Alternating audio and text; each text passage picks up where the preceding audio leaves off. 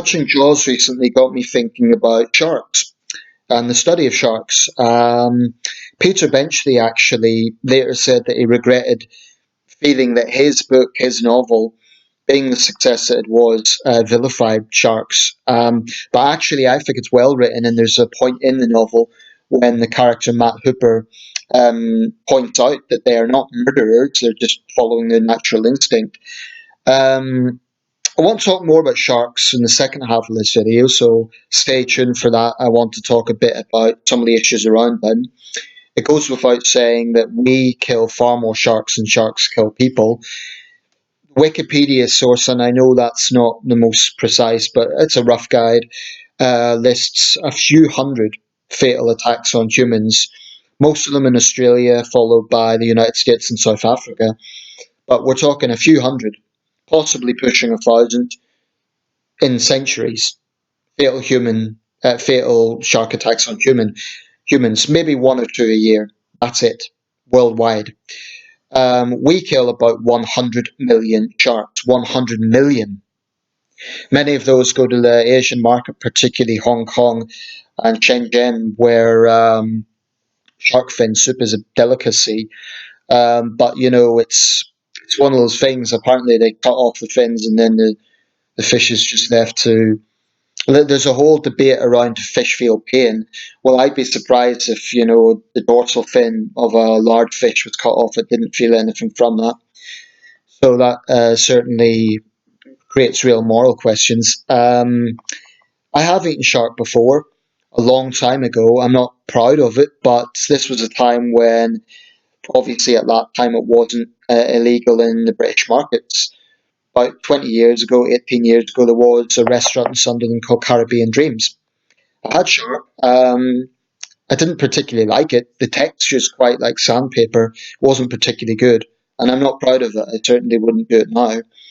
Um, but that just puts things in context. 100 million sharks now. There I am talking about sharks. What I want to do actually is talk about life on Earth, ecosystems, because this is a very interesting subject. I'll narrow down the sharks afterwards. Because I tend to do this thing when I watch films, I tend to research whatever the subject is. When I watch a film Crawl, what did I do? I went and researched alligators and crocodiles. Anyway, life on Earth as it stands. An interesting thing is that there's an estimated 10 to 14 million named species on the planet, and that's across the board: birds, reptiles, fish. 10 to 14 million named species, right? But there could be as many as 1 trillion. A report in 2016 said there could be as many as 1 trillion species out there. When we think of ecosystems like those in Brazil and Indonesia, which account for a massive proportion of the world's sort of total ecosystem, there's going to be many, many, many species out there that still haven't been properly studied. So that's quite a thought. Um, Most of them small insects, but some larger as well. Life on Earth, what is the most common organism? Well, that is obviously going to be microbes and bacteria. And the figure for that is incalculable because, units, do we go by individual? It's just incalculable. The first sort of organism that is somewhat calculable on some level, although, try pronouncing this one if you try this on a calculator: insects. So it's estimated that for every human being on the planet, there is about 1.4 billion insects, right? So assuming the human population is currently about 7.8 billion, do the math: 1.4 billion times 7.8 billion. That gives you so many trillion insects. Trillion, probably. Quantrillion. It's an astronomical sum, but it is just about quantifiable. Fish. Fish is a lot more quantifiable. It's a huge figure, but it is quantifiable. Incidentally, I haven't spoken about the figures for example, South Atlantic krill and other organisms that sort of fall between, like they're somewhat primitive organisms compared to fish. They're not as developed as fish, but they're not bacteria either. Krill go into the so many billions because a single whale shark can scoop up so many million in a single taking, and they'll be feeding that way each day, every day. So that gives you an idea. So fish, it's estimated there are 3.5 trillion individual fish. Sharks, that's small fish, big fish, 3.5 trillion. And I'm not sure if that's the figure just for salt water or if that's including fresh water, but 3.5 trillion. By the way, where I'm getting these figures from is a variety of sources, some Wikipedia, but other sources as well. Trees. It's estimated that there are 3 trillion trees on the planet. I haven't looked at the figure for plants, but 3 trillion trees. I understand most of them are on the Siberian tundra, but the biggest ecosystems, most diverse ecosystems are in Brazil and Indonesia. So about 3 trillion trees, many, many species, needless to say. Then we get into mammals. Now, this is interesting because I would have thought this was lower than birds, but apparently, when we include all mammals, individual mammals, this includes, for example, rats, which are considerably more numerous than people, all species of mammals, the figure's close to 1 trillion, which is actually a lot higher than I would have expected. I would have thought maybe in the billions, certainly not close to 1 trillion, but that is the figure. And scientists have reached this figure on the grounds that if we estimate there are 3 to 400 billion birds, it's thought that there are about 4 times as many mammals as birds. So that gives you that sort of figure. The lower figure for birds is 200 billion, the higher figure is 400 billion. Times that by 4, you get roughly 1 trillion. So that's a massive figure. Domesticated livestock, apparently 24 billion. The majority are chickens, followed by cattle, followed by, I think, next up is sheep, and then we get into pigs. So that gives you an idea. I would have thought sheep were more numerous than cattle, but there you go. When you think of countries like Argentina, where beef is a major part of the industry, that's going to go into the many millions. Um, Okay, so reptiles and amphibians, I haven't found a figure for those. Birds, like I say, upwards of 400 billion. People, the human population. Now, when I was born in the mid 80s, it was about 5.4 billion. It's now 7.8 billion. So the human population of this planet's been growing by roughly a billion every 12 years. It's slowed ever so slightly, but we're still growing at an astronomical rate. Currently about 7.8 billion. So it'll hit 8 billion, I guess, 2022, 2023. We may top out at 9 or 10 billion. That, of course, is a hugely controversial issue. But anyway, that's the human population. So that gives us an idea of life on Earth. Incidentally, when you break down mammal populations, it can be quite interesting. For example, apparently there is more elephants than there are lions, I believe. So that strikes me as interesting. I would have thought it was the other way around. There is significantly more lions than there are tigers. An estimated 30 to 35,000 African lions compared to just about 3,000 Bengal tigers. So when you actually break these figures down, it's interesting. Now, conservation obviously is an extremely important thing. I was reading earlier about the northern white rhinoceros. There's two species left. Two specimens left. They're currently in a zoo in Kenya, both females. And there was an attempt to artificially inseminate them with the semen of a southern white rhinoceros, which is more numerous. There's over 700 of them. But that just shows the dangers that, certain species face. Two left in the planet. But it's not all bad news because when there are concerted efforts made, for example, when we think about whaling, last year I heard a positive piece of news in conservation terms. The humpback whale, one of the larger whale species, has rebounded.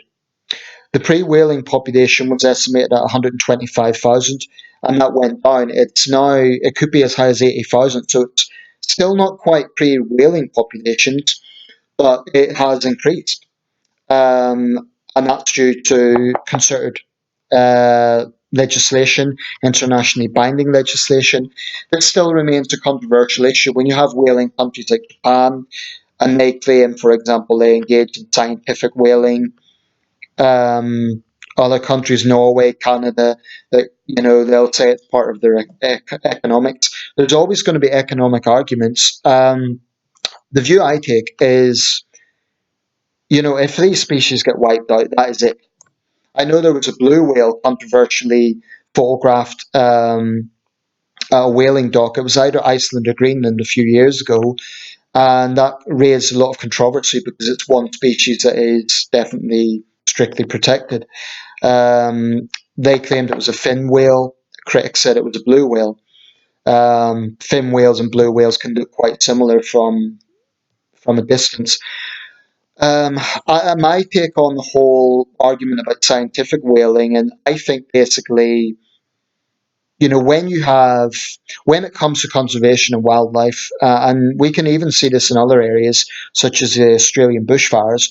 Morrison has said that he's robustly stuck to his guns on protecting Australia's coal mining industry. Now, of course, we can't put down the Australian bushfires to one factor alone. There's a lot of factors at play, including arson. Um, but there is always going to be economic arguments against conservation, against ecology. I think that what needs to be understood is there is a very delicate balance. Now, I don't claim to be an expert on this, but I want to get more informed because it is very, very important. And it was utterly tragic to see what was happening in the Amazon last year. Utterly tragic. I mean, it really was the lungs of the world burning. And in the same year, there were even more extensive wildfires in sub-Saharan Africa that were less documented, but that were even more extensive.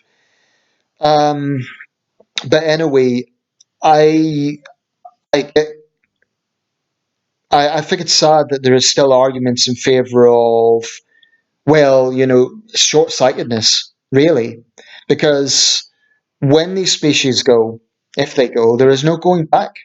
There really is no going back, and I find it utterly tragic that the ecosystem that we have now in 2020 could be very, very different 30, 40 years from now. Um, and also, if we look at if we look at how the ecosystem works, I mean, apparently what's happened in the oceans is there has actually been an increase in small fish, but a decrease in big fish like bigger sharks, mackerel sharks, which include great whites, and I think they include tiger sharks, also tuna. So there's been a decrease in those big species, but an increase in smaller fish. And then when you consider the amount of plastic that's dumped into the oceans, to be honest, I think that's one of the most pressing ecological threats is plastic in the world's oceans. It's heartbreaking when you see, there was a photograph taken at the Mariana Trench, deepest point known on the ocean surface, excuse me, on the ocean bed, the deepest point known on the Earth's crust.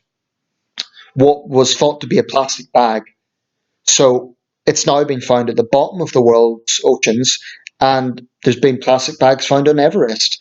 So we human beings, without putting too fine a point on it, are fucking up the planet. Just put it bluntly, and that's it's sad.